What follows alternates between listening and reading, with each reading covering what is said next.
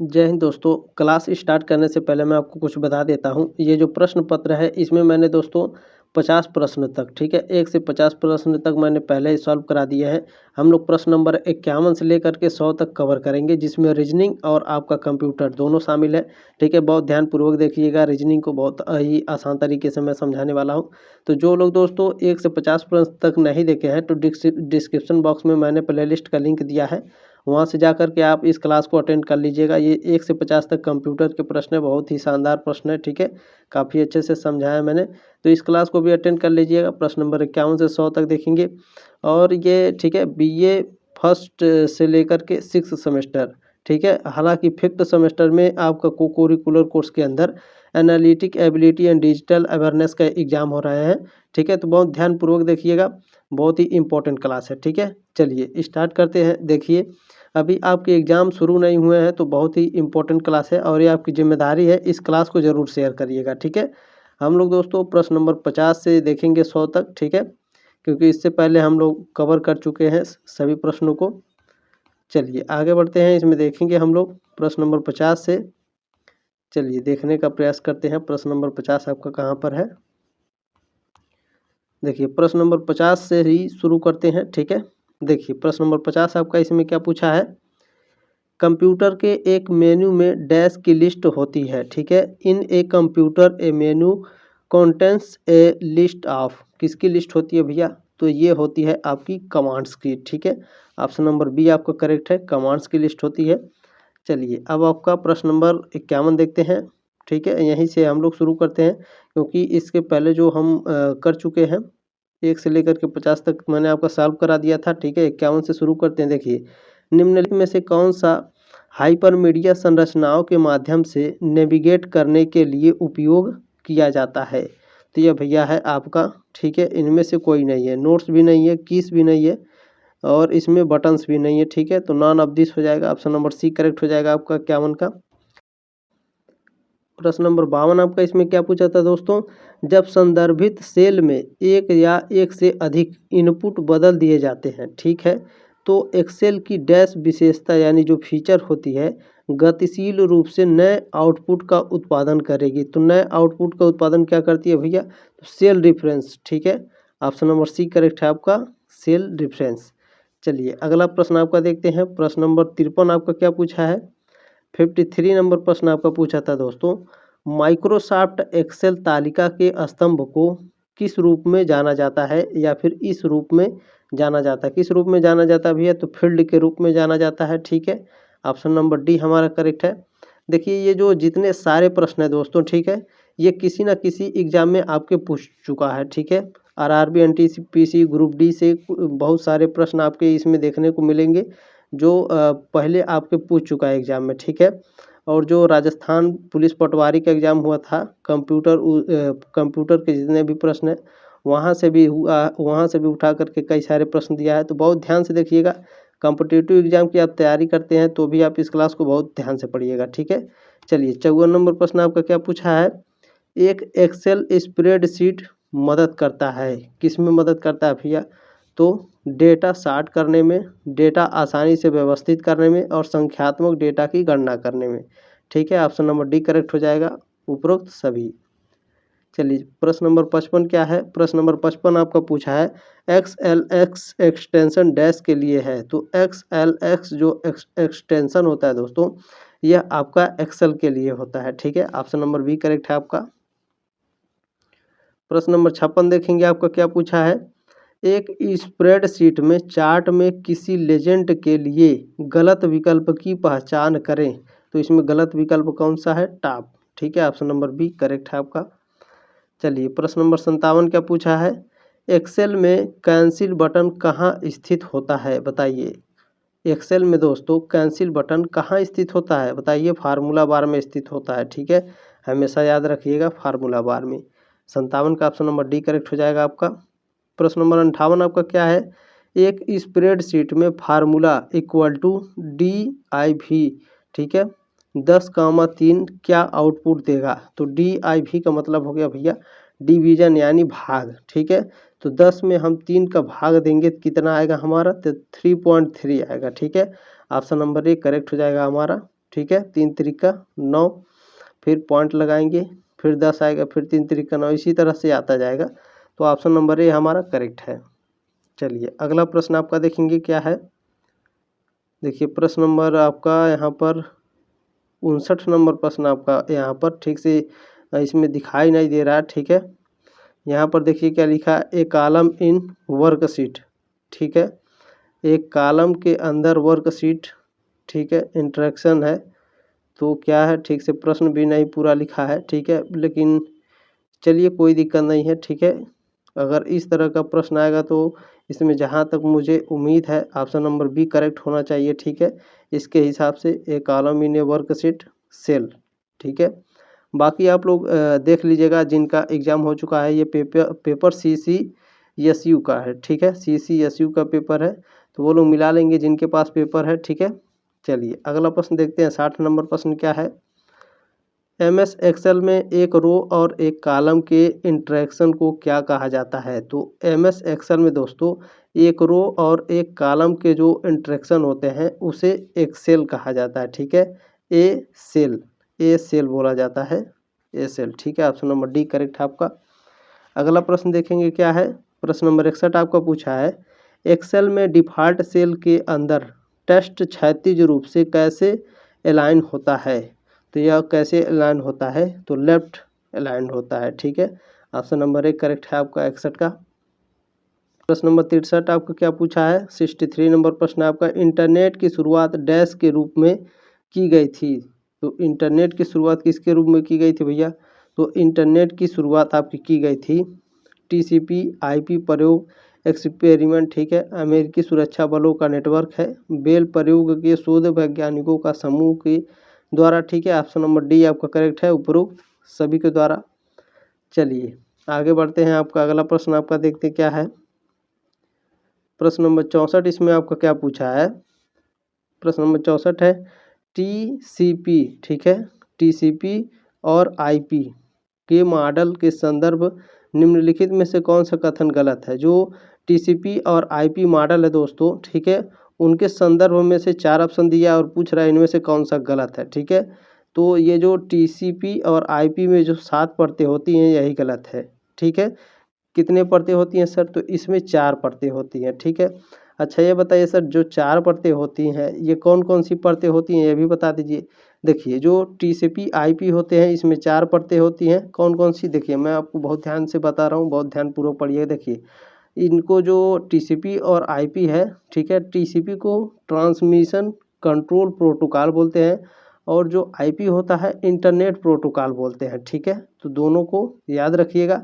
और इसमें 4 परतें होती हैं, कौन कौन सी, पहला होता है आपका नेटवर्क लेयर, कौन सा होता है, नेटवर्क लेयर पहला आपका होता है नेटवर्क लेयर। दूसरा कौन सा होता है, इंटरनेट लेयर, ठीक है। तीसरा आपका होता है ट्रांसपोर्ट लेयर, चौथा होता है आपका एप्लीकेशन लेयर, ठीक है। सभी को याद रखिएगा दोस्तों, बहुत ही महत्वपूर्ण है आपके जो कॉम्पिटिटिव एग्जाम होंगे, ठीक है, जिस भी कॉम्पिटिटिव की एग्जाम तैयारी करते होंगे उसमें पूछता जरूर है, ठीक है। तो बहुत ध्यान से देखिएगा। 65 नंबर प्रश्न आपका क्या पूछा है, सर्वर वे कंप्यूटर हैं जो संसाधन उपलब्ध कराते हैं, ठीक है, जो डैश से जुड़े होते हैं, किस से जुड़े होते हैं भैया, तो नेटवर्क से जुड़े होते हैं, ठीक है। 65 का ऑप्शन नंबर बी हमारा करेक्ट है। चलिए अगला प्रश्न आपका देखते हैं। प्रश्न नंबर 66 पूछा है, 66 नंबर प्रश्न है, वेब पेज देखने के लिए उपयोग किए जाने वाले एप्लीकेशन को किस रूप में जाना जाता है। तो वेब पेज देखने के लिए उपयोग किए जाने वाले जो एप्लीकेशन होते हैं दोस्तों उसको ब्राउज़र के रूप में जाना जाता है, ठीक है। 66 का ऑप्शन नंबर बी है, 66 का ऑप्शन नंबर बी है। प्रश्न नंबर 67 आपका पूछा है दोस्तों, सॉफ्टवेयर जो आपकी वेब पेज पढ़ने और इंटरनेट सर्फ करने की अनुमति देता है उसे कहा जाता है, तो वेब ब्राउज़र कहा जाता है, ठीक है। 67 का ऑप्शन नंबर डी करेक्ट है आपका।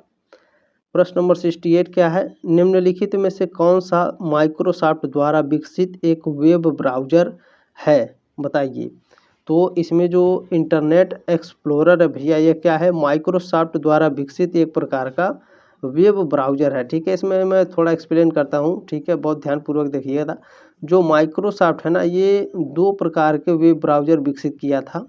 पहला था इंटरनेट एक्सप्लोरर, इसको ये 1995 में विकसित किया था, ठीक है। दूसरा माइक्रोसॉफ्ट एज का, माइक्रोसॉफ्ट एज, ठीक है, EDGE, माइक्रोसॉफ्ट एज का, ठीक है। दोनों याद रखिएगा। कभी कभी क्या होता है, इंटरनेट एक्सप्लोरर नहीं देता है, ठीक है, इंटरनेट एज देता है, ठीक है। इस पॉइंट को याद रखिएगा। चलिए अगला देखते हैं।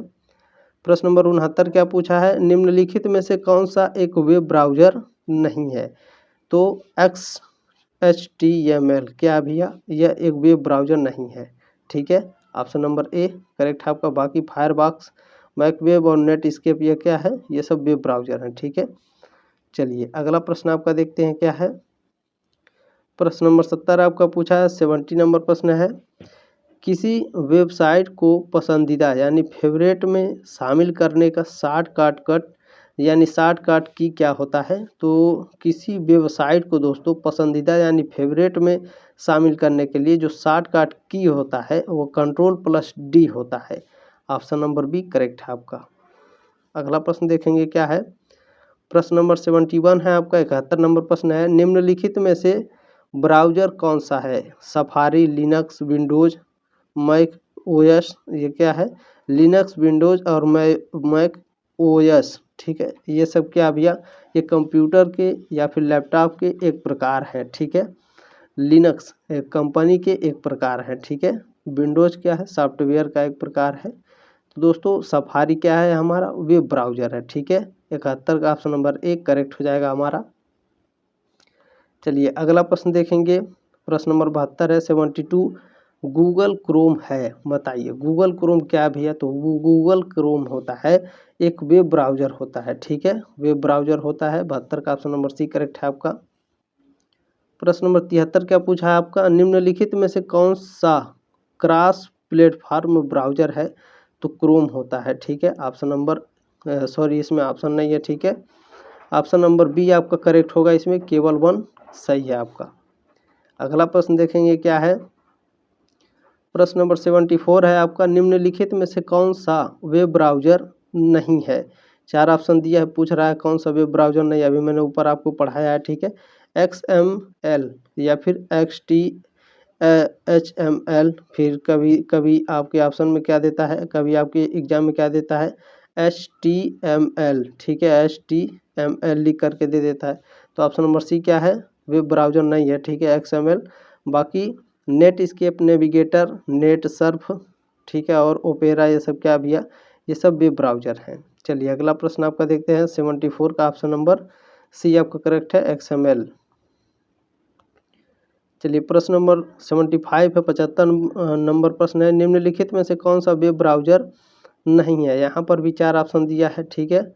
क्रोम है, इंटरनेट एक्सप्लोरर है, ओपेरा है, हडूप है। तो इसमें हडूप है, ठीक है। हडूप क्या है आपका, वेब ब्राउज़र नहीं है। 75 का ऑप्शन नंबर डी क्या है, करेक्ट है, हडूप है, यहाँ हडूप लिखना चाहिए था। प्रश्न नंबर 76 है आपका, नेट स्केप है। तो नेट स्केप क्या है, अभी पढ़ाएं आपको, वेब ब्राउज़र है, ठीक है। 76 का ऑप्शन नंबर सी करेक्ट हो जाएगा आपका। प्रश्न नंबर 77 है, देखिए यहाँ से रीजनिंग शुरू हो गया है, ठीक है, बहुत ध्यानपूर्वक देखिएगा। जैसे ठोस से जमना संबंधित होता है, तो गैस से क्या संबंधित होगा भैया, गंध संबंधित होगा, ठीक है। ऑप्शन नंबर बी करेक्ट है। देखिए इस क्लास में थोड़ा समय लगेगा, तो बहुत ध्यानपूर्वक धैर्य बना के रखिएगा, ठीक है।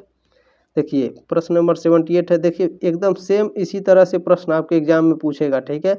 और ये जो प्रश्न है ना किसी एग्जाम में पूछ चुका है, वहाँ से दिया है, अपने मर्जी से बना करके प्रश्न नहीं दिया, ठीक है। कहीं ना कहीं से उठा करके आपके छाप दिया है पेपर में, तो सभी प्रश्न कहीं ना कहीं से पूछे हैं, बहुत ध्यानपूर्वक देखिएगा। 78 नंबर प्रश्न आपका, विषाणु जैसे चेचक से संबंधित है, ठीक है। विषाणु किसके कारण होता है, चेचक के। तो जीवाणु से दोस्तों कौन सा रोग होता है, टाइफाइड होता है, ठीक है। 78 का ऑप्शन नंबर बी करेक्ट है आपका। चलिए अगला प्रश्न आपका देखते हैं। देखिए यहाँ पर आ गया, इसको थोड़ा समझाने का प्रयास करेंगे, बहुत ध्यानपूर्वक देखिएगा, ठीक है। यहाँ दिया है 3991, इसे मैं थोड़ा बड़ा करता हूँ, ये 1 सेकेंड, ठीक है, ये बड़ा होगा। देखिए 79 नंबर प्रश्न है, 39 समानुपाती 91 और 51 कैसे संबंधित है, इसे मैं थोड़ा एक्सप्लेन करूँगा। ठीक है, देखिए जो 39 है दोस्तों, ठीक है, 39 में अगर हम 3 से भाग देंगे तो हमारा कितना आएगा, 39 में 3 से भाग देंगे तो हमारा 13 आएगा। ठीक है, 13 तियाँ कितना होता है, 13 तियाँ 39 होता है। ठीक है, उसके बाद 13 बच गया हमारा, 13 में अगर हम भाग देंगे गुणा करेंगे 7 का, 13 में 7 का गुणा करेंगे तो हमारा कितना आएगा, 91 आएगा। ठीक है, तो अब आपको समझ में आ गया 39 91 कैसे संबंधित है। 3 से भाग देंगे 39 में, ठीक है, 13 आएगा, 13 में 7 का गुणा करेंगे 91 आएगा। ठीक उसी प्रकार अब 51 नंबर को हम हल करेंगे। ठीक है, 51 में दोस्तों हम क्या करेंगे, 3 से भाग देंगे तो हमारा कितना आएगा, 17 तियाँ 51 होता है। ठीक है, 17 को दोस्तों हम 7 से गुणा करेंगे। ठीक है, 17 में 7 का गुणा करेंगे, देखेंगे हमारा कितना आएगा। ठीक है, तो 7 सते 49 होता है, 4 बचा हमारा, 7 का नाम 7 और 4 11 है, 119 देखेंगे हमारा कौन सा सही है, ऑप्शन नंबर डी करेक्ट है 19। ठीक है, 119 79 नंबर का ऑप्शन नंबर डी करेक्ट है 119। चलिए यहाँ पर प्रश्न नंबर 80 आपका है, बहुत ध्यानपूर्वक देखिएगा। यहाँ पर क्या पूछा है, यदि किसी कोड भाषा में CRACKS क्रैक्स को DQBBLR लिखा जाता है तो फिर उसी कोड भाषा में SPROUT कैसे लिखा जाएगा, इसे एक्सप्लेन करके बताऊंगा। ठीक है, बहुत ध्यानपूर्वक देखिएगा, धैर्य बना रखिएगा। देखिए पहले मैं इसे लिख लेता हूँ, CRACKS क्रैक्स को दोस्तों क्या लिख रहा है, DQBBLR लिख रहा है। ठीक है, अब नंबरिंग करेंगे, सी हमारा कितने पर आता है, ABC 3 नंबर पे आता है। ठीक है, डी हमारा 4 नंबर पे आता है। अब ये बताइए इसमें कितने का अंतर है, तो ये +1 हो रहा है भैया। ठीक है, +1 करेंगे, डी हो जाएगा। आर हमारा कितने पे आता है, 18 पे आता है। क्यू हमारा 17 पे आता है। यहाँ पर एक माइनस हो गया। ठीक है, एक माइनस हो गया, ए हमारा 1 पे, बी हमारा 2 पे, तो यहाँ एक प्लस हो जा रहा है। सी हमारा 3 पे है और बी हमारा 2 पे है, तो यहाँ एक माइनस हो जा रहा है। देखिए ये इसी तरह से होगा, प्लस माइनस हो रहा है। ठीक है, तो अब इसे हम सॉल्व करेंगे। देखिए परीक्षा में ज़्यादा समय मत गवाइए, जिस तरह से हम बता रहे हैं उसी तरह से सॉल्व कर लीजिएगा। ठीक है, या फिर आप लोग कॉम्पिटिटिव एग्जाम की तैयारी करते होंगे, बहुत ही आसानी पूर्वक इसे हल कर लेंगे। क्योंकि जब मैं शुरू में पढ़ा रहा था दोस्तों, तो कुछ स्टूडेंट बोल रहे थे सर कि आप केवल कंप्यूटर पढ़ा दीजिएगा, रीजनिंग हम हल कर लेंगे, लेकिन ये पेपर है, इसे मैं थोड़ा हल करा रहा हूँ। ठीक है, ध्यान से देख लीजिएगा आप लोग। अब देखिए इसे हल करेंगे, प्लस इसमें करेंगे, हमारा 19 नंबर पे आता है यस। ठीक है, तो +1 करेंगे, 20 आएगा, 20 पे क्या है हमारा, टी है। ठीक है भैया, टी कितने पे है, 20 पे। पी हमारा कितने पाता है, 16 पाता है। यहाँ पे एक माइनस कर देंगे। ठीक है, एक माइनस करेंगे, हमारा क्या आएगा, ओ आएगा। ठीक है, ओ कितने पे है भैया, 15 पे। देखिए यहाँ +1 किए थे, यहाँ -1 करेंगे, फिर यहाँ +1 करेंगे। आर हमारा 18 पे है। ठीक है, और एक जोड़ देंगे, 19 हो गया। यस हमारा कितने पे आता है, 19 पे आता है। ठीक है, अब फिर यहाँ एक माइनस करेंगे, वो हमारा 15 पे आता है और एन हमारा 14 पर आता है। ठीक है, अब यहाँ +1 करेंगे, यू हमारा 21 पर आता है भैया। यू कितने पे आता है, 21 पे आता है। ठीक है, भी हमारा कितने पे आता है, भी हमारा 22 पे आता है। अब यहाँ एक माइनस कर देंगे। ठीक है, टी 20 पर आता है, यस 19 पर आता है।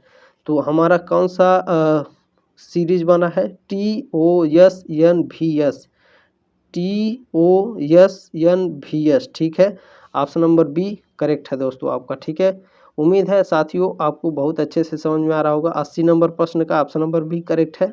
ठीक है, चलिए अब आगे समझाने का प्रयास आपको करते हैं। देखिए प्रश्न नंबर 81 आपका क्या पूछा है दोस्तों, प्रश्न नंबर 81 आपका पूछा है, एक कूट भाषा में टच को OTOCH लिखा जाता है, उसी भाषा में PLANT प्लांट कैसे लिखा जाएगा।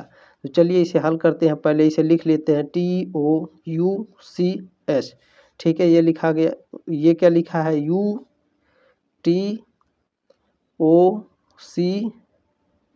नहीं सॉरी यहाँ H रहेगा। ठीक है, HOH, उसके बाद क्या लिखा है, C लिखा है। ठीक है, तो टी हमारा 20 पे आता है और U हमारा कितने पे आता है 21 पे, O 15 पे आता है, ठीक है। T हमारा 20 पे आता है, U हमारा 21 पर आता है, C हमारा 3 पे, H 8 पे आता है। यहाँ O 15 पे आता है, H हमारा 8 पर और C हमारा ABC 3 पर आता है। यानी दोस्तों ये अवरोही क्रम में लिखा है, ठीक है। 21 20, ठीक है, 15 8 3, ये क्या है अवरोही क्रम में लिखा है, ठीक है। ये जो वर्ड है इसको अवरोही क्रम में बदल के लिख दिया है, तो जो प्लांट है इसको हम अवरोही क्रम में लिख देंगे, ठीक है। P, ठीक है, 1 मिनट, PLANT प्लांट है। अब इसे हम अवरोही क्रम में कैसे लिखेंगे, तो पहले इसे हम जान लेते हैं। ये 16 पे है, L हमारा 12 पे है, A 1 पे है, ठीक है, N हमारा 14 पे है और T भैया 20, ठीक है, T 20। तो सबसे पहले हमारा सबसे बड़ा कौन सा है 20 है, T हो गया। उसके बाद कौन सा है, उसके बाद भैया आपका कौन सा है बताइए, उसके बाद आपका P है, ठीक है। P हमारा 16 पे है, TP। उसके बाद क्या है 14 है, 14 भैया N हमारा हो गया। उसके बाद क्या है L है, 12 है, ठीक है। उसके बाद A है 1A। अब देखेंगे TPNLA कौन सा है, TP, ठीक है, TPN देखेंगे कहाँ पर है, TPNLA, ठीक है। ऑप्शन नंबर डी करेक्ट है आपका दोस्तों। 81 का ऑप्शन नंबर डी करेक्ट है। उम्मीद है आपको काफ़ी समझ में आ रहा होगा, ठीक है। चलिए 82 नंबर प्रश्न देखते हैं, इसे सॉल्व करने का प्रयास करते हैं। यदि AU इक्वल टू 21 और EGG इक्वल टू 245, तो आप BAKE को कैसे कोड करेंगे। तो चलिए इसे सॉल्व करने का प्रयास करते हैं, ठीक है। चलिए देखिए इसमें जो आपका है दोस्तों, ये जो लिखा है AU, ठीक है, AU लिखा है, ये हमारा 1 है, U हमारा कितना है 21 पे आता है, तो इसका हम गुणा करेंगे तो कितना आएगा हमारा 21, ठीक है। अब EG और G, E हमारा कितने पे है 5, G हमारा 7 पे है, आप सभी लोग जानते हैं, ठीक है। इसका गुणा करेंगे तो कितना आएगा दोस्तों 7 5 35। अब 35 में 7 का गुणा करेंगे तो कितना आएगा भैया 245 आ जाएगा। एक बार गुणा करके देख लीजिए, 35 7 कितना हो गया, 7 5 35 का 5 हो गया, हासिल 3 हो गया, 7 3 21 22 23 24, ठीक है। कितना हो गया भैया 245, ठीक है। उम्मीद है आपको समझ में आ रहा होगा। देखिए अब BAKE, ठीक है, इसको हम सॉल्व करेंगे। B हमारा कितने पर आता है, B हमारा 2 पर आता है, A हमारा 1 पर आता है, ठीक है, K हमारा 11 पर आता है और E हमारा 5 पर आता है। तो 2 एकड़ नम 2 हो गया, ठीक है। और 11 दूनी कितना हो गया भैया 22 हो गया। अब 22 पछे कितना होता है बताइए, 5 दूना 10 हो गया और 5 दूना 10 11 हो गया। 110 देखेंगे हमारा कौन सा सही है, ऑप्शन नंबर सी करेक्ट है आपका, ठीक है। 82 का ऑप्शन नंबर सी करेक्ट है। चलिए प्रश्न नंबर आपका 83 देखेंगे, आपको क्या पूछा है, BMOEOQHQS श्रृंखला में अगला पद ज्ञात कीजिए। अगला पद ज्ञात करना है हमको, ठीक है। देखिए क्या लिखा है BMO, ठीक है। उसके बाद क्या लिखा है EOQ, ठीक है। तो B और E में कितना अंतर है भैया, B और E में कितना अंतर है, B हमारा 2 पे है, E हमारा 5 पे है, यहाँ पर +3 है, ठीक है, +3 है। अब ये बताइए जो E वाला है और H वाला है, H हमारा कितने पे आता है 8 पे, तो यहाँ पर क्या है +3 है, ठीक है। तो अब दोस्तों इसमें हम क्या जोड़ेंगे, जो H है, ठीक है, यहाँ पर H है, H में हम 3 जोड़ेंगे +3, ठीक है। तो 8 और 3 कितना हो गया 11 हो गया, ठीक है। 8 और 3 कितना होता है 11 होता है। 11 कितने पे है, के हमारा कितने पे है भैया 11 पे है, तो ऑप्शन में देख लेंगे हमारा, ठीक है। पहला ये ऑप्शन हमारा करेक्ट है दोस्तों। पूरा सॉल्व कराने की ज़रूरत ही नहीं पड़ेगी, टाइम वेस्ट मत करिएगा, ठीक है। परीक्षा में इसी तरह देख लीजिएगा, के किसी में नहीं है, के किसी ऑप्शन में नहीं है, बी सी डी में नहीं है, रहता तो सॉल्व करते, बाकी है ही नहीं तो क्या सॉल्व करने की ज़रूरत है, ठीक है। ऑप्शन नंबर 1 करेक्ट है आपका 83 का। चलिए प्रश्न नंबर 84 आपका कैसे पूछा है, बहुत ध्यानपूर्वक देखिएगा। देखिए AD?PY, ठीक है, AD? यहाँ दिया है P दिया है, Y दिया है। A हमारा 1 पे है, D हमारा 4 पे है, P हमारा 16 पे है भैया, Y हमारा कितने पे, YZ ठीक है 25 पे है। अब बताइए इसमें और इसमें अंतर कितना है, 3 का, और इसमें अंतर कितना है, 16 9 25 का। तो अब ये बताइए ये 3 है, ये 9 है, यहाँ क्या रहेगा, सीरीज एक बनेगा ठीक है, एक सीरीज बनता है 3 6 9 का ठीक है, 3 6 9 का सीरीज बनता है। तो यहाँ पर हम 3 का गैप देखेंगे हमारा क्या होगा ठीक है। तो यहाँ अगर हम 10 रखेंगे दोस्तों ठीक है, तब क्या होगा 10 में और इसमें अंतर क्या होगा, 10 और 4 में अंतर कितना होगा, 6 का अंतर होगा। तो ये सीरीज बन गया ना 3 6 और 9 ठीक है। तो हम देखेंगे 10 नंबर जब रखे हैं तो 10 नंबर कितने पे आता है भैया, 10 नंबर हमारा जे पे आता है, 84 का ऑप्शन नंबर ए करेक्ट हो जाएगा आपका। अगला प्रश्न देखेंगे 85 नंबर प्रश्न क्या है, बहुत ध्यानपूर्वक देखिएगा, समझाने का प्रयास इसे करते हैं। देखिए ABDEFHIJ क्वेश्चन मार्क STUVWX ठीक है। तो AB दिया है, AB के बाद दोस्तों C आता है, C हमारा इसमें छोड़ दिया है, C के बाद DEF लिखा है, DEF ठीक है, G को छोड़ के HIJ K लिखा है, तो K के बाद L को छोड़ देंगे, उसके बाद हम M से शुरू करेंगे। तो हाई दोनों हमारा ऑप्शन पहले ही गलत हो गया, तीनों M से शुरू होगा तो ऑप्शन नंबर C करेक्ट हो जाएगा ठीक है। MLNOP Q आ गया ठीक है, R हमारा छूट जाएगा, R के बाद क्या आएगा STUVWXYZ ठीक है, ऑप्शन नंबर C करेक्ट है आपका 85 का।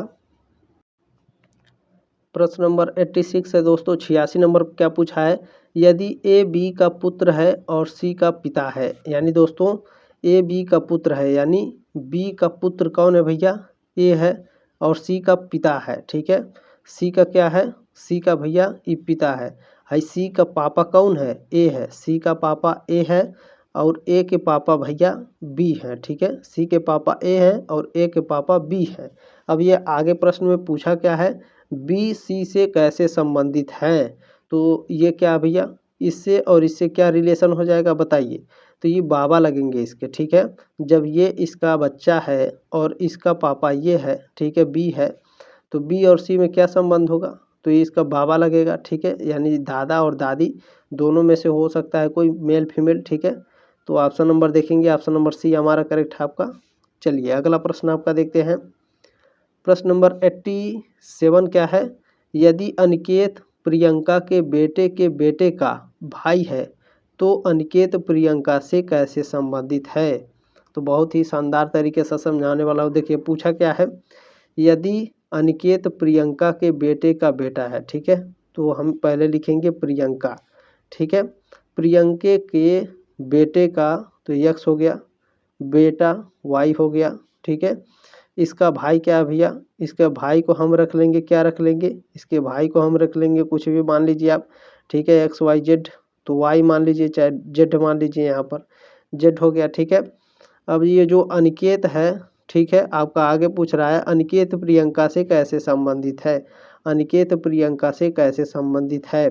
तो भैया ये जो Z है ये X क्या हो गया, ये इसका पापा हो गया, क्या हो गया, पापा हो गया ठीक है। तो ये इसका क्या होगा, अय्या या बाबा होगा, यानी दादा दादी ठीक है। तो P और A का संबंध क्या हो जाएगा, पोता पोती का होता है ठीक है, पोता पोती का होगा। देख लेंगे क्या दिया हमारा ऑप्शन में, पोता पोता दिया है, पोती कहीं नहीं दिया है, ऑप्शन नंबर A हमारा करेक्ट हो जाएगा 87 का।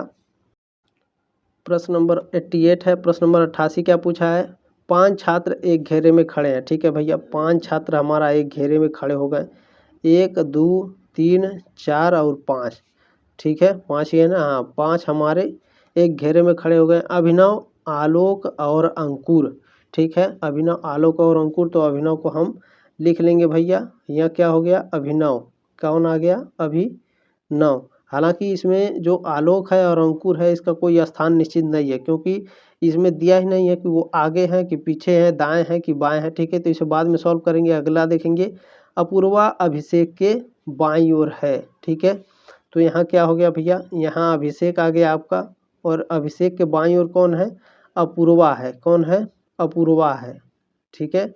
अपूर्वा हो गई, आगे क्या है आलोक अपूर्वा के बाईं ओर है। तो अपूर्वा के बाईं ओर कौन है भैया, आलोक है, यहाँ आलोक हो गया, ठीक है, आलोक हो गया। और अभिनव के बगल में उसके दाहिनी ओर कौन बैठा है, तो अभी एक बाकी है हमारा, कौन सा बाकी है, अभिनव हो गए, अभिषेक हो गए, आलोक और अपूर्वा जी हो गए, ठीक है। बाकी कौन है भैया बताइए, इसमें जो बाकी है अंकुर बचा है, तो अंकुर हमारा यहाँ पर हो जाएगा, ठीक है, अंकुर यहाँ पर लास्ट में बचा है तो यहाँ हो जाएगा। पूछा क्या है लास्ट में प्रश्न, अभिनव के बगल में उसके दाहिनी ओर कौन बैठा है, तो बताइए भैया ये जो अभिनव है इसके बगल में, ठीक है, दाहिनी ओर कौन बैठा है, तो इसके दाहिनी ओर जो बैठेगा भैया वो आपका बैठेगा, ठीक है, कौन बैठेगा, तो आलोक बैठेगा, आलोक बैठा है, ठीक है। देखेंगे हमारा कौन सा ऑप्शन सही है, ऑप्शन नंबर डी करेक्ट है आपका, ठीक है, 88 का ऑप्शन नंबर डी करेक्ट है। चलिए अगला प्रश्न आपका देखते हैं। देखिए जो अगर आपके कॉलेज में एग्ज़ाम होगा दोस्तों, अगर 100 प्रश्न पूछे जाते हैं तो लगभग 70 प्रश्न जो आपके होते हैं, 70 से 75 प्रश्न वो कंप्यूटर के पूछे जाएंगे, ठीक है, याद रखिएगा, बाकी आपके कॉलेज के ऊपर है। प्रश्न नंबर 89 क्या है, 5 लड़कियों ABCD और E निम्नलिखित 5 शहरों मुंबई, दिल्ली, कोलकाता, चेन्नई और जयपुर में से केवल एक ही यात्रा करती हैं। E कोलकाता, मुंबई या चेन्नई की यात्रा नहीं करती हैं। D मुंबई, चेन्नई या दिल्ली की यात्रा नहीं करती हैं। A जयपुर की यात्रा करती है। C मुंबई की यात्रा नहीं करती है। C शहर की यात्रा नहीं C शहर की यात्रा करती है, ठीक है। तो इस प्रश्न को दोस्तों अगर कराएंगे तो बहुत ज़्यादा समय लग जाएगा, ठीक है। बाकी मैं जिनके पास पेपर है वो अपना उत्तर देख लेंगे सही से, ठीक है, सॉल्व कर लेंगे। सही ऑप्शन क्या है, ऑप्शन नंबर बी करेक्ट था आपका, ठीक है, 89 का। प्रश्न संख्या 90 आपका क्या पूछा है, सुमित और अमित की वर्तमान आयु का अनुपात 3:4 है, ठीक है। यदि 20 वर्ष बाद सुमित की आयु 62 वर्ष होगी तो अमित की वर्तमान आयु क्या है।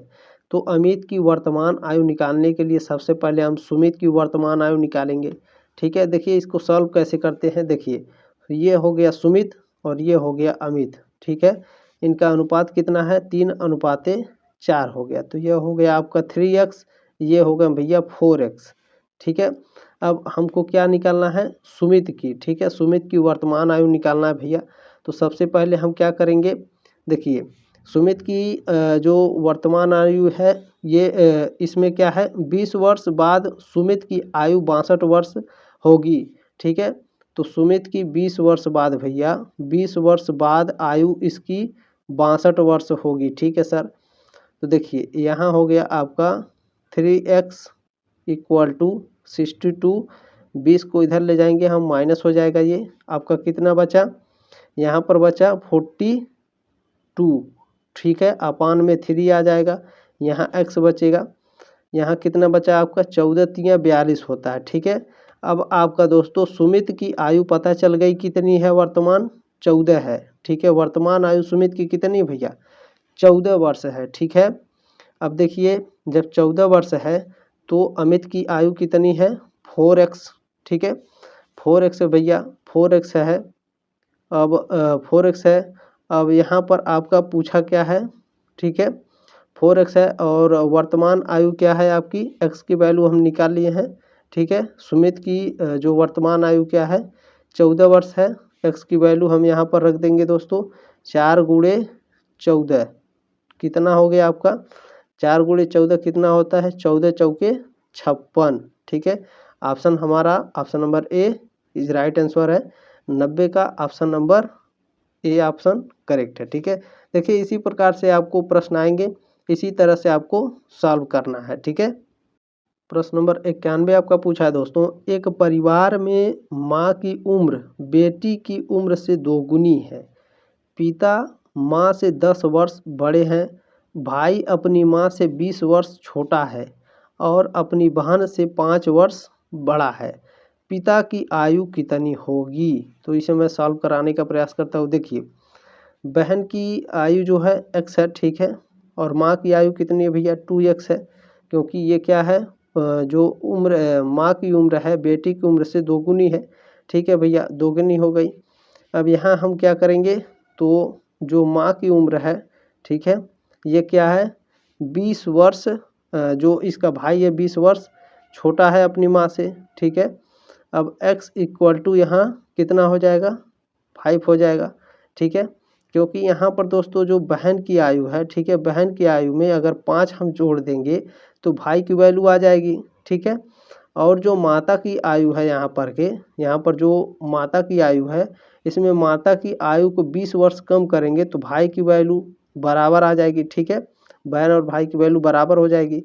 तो आगे इसे सॉल्व कैसे करेंगे सर, देखिए आगे सॉल्व कराने का मैं प्रयास करता हूँ। देखिए जो यहाँ पर 2x है, ठीक है, यहाँ क्या हो गया आपका 2x है, ये x इधर आएगा आपका, 20 और 5 कितना हो गया भैया, 20 और 5 25 हो जाएगा आपका।